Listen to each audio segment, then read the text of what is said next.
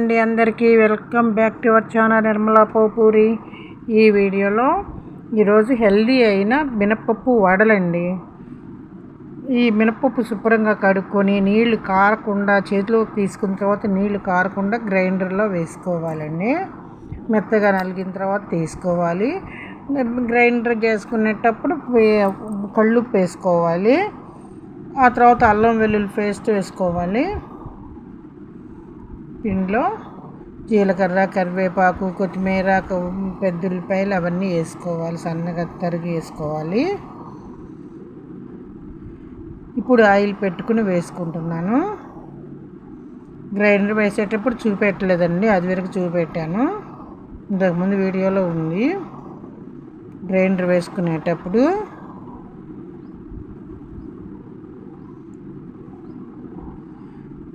Video నచ్చితే like చేయండి, share చేయండి, సబ్స్క్రైబ్ చేయండి. నచ్చితే